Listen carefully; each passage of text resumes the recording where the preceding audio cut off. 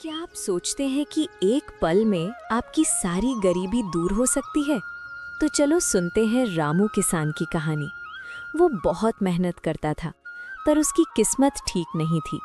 फिर उसके खेत में अचानक एक जादुई पेड़ उगाया, जिसकी वजह से उसकी जिंदगी पलट गई।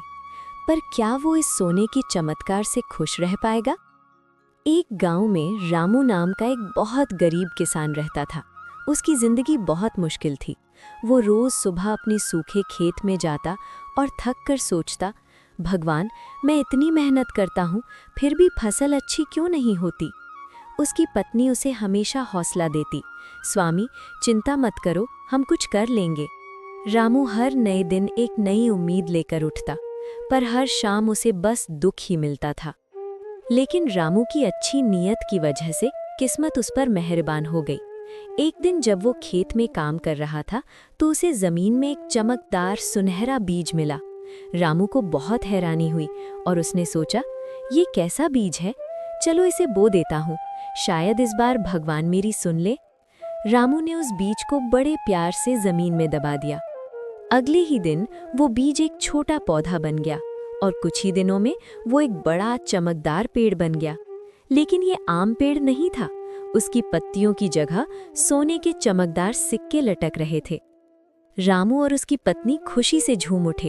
अरे वाह, ये तो सच में सोने के सिक्कों का पेड़ है। अब हम गरीब नहीं रहे।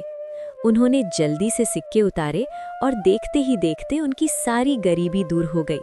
उन्होंने नए कपड़े लिए, अच्छा खाना बनाया और सबसे अच्छी बात, उन्होंने अपने पड़ोसियों की मदद करना शुरू कर दिया। लेकिन रामू बहुत समझदार था। उसने जल्दी ही जान लिया कि ये धन तो सिर्फ एक तोहफा है। उसने अपनी पत्नी से कहा, ये पेड़ मेरी मेहनत और मेरी अच्छी सोच का फल है। अगर मैं खेत में काम करना छोड़ दूंगा और सिर्फ इन सिक्कों पर भरोसा करूंगा, तो ये पेड़ सूख जाएगा। असली खुशी आराम करने में नहीं, बल्कि अपनी जिम्मेदारी पूरी करने में है। रामू ने पैसे की कीमत समझी। उसने सोने के पेड़ का पैसा सिर्फ जरूरतमंद लोगों की भलाई के लिए इस्तेमाल किया और उसने खेत में काम करना कभी नहीं छोड़ा। रामू ने सिक्कों को जमा करने की बजाय इंसानियत और खुशियां खरीदी, और इस तरह किसान रामू अपनी मेहनत और अच्छे कर्मों की वजह से हमेशा खुश रहा।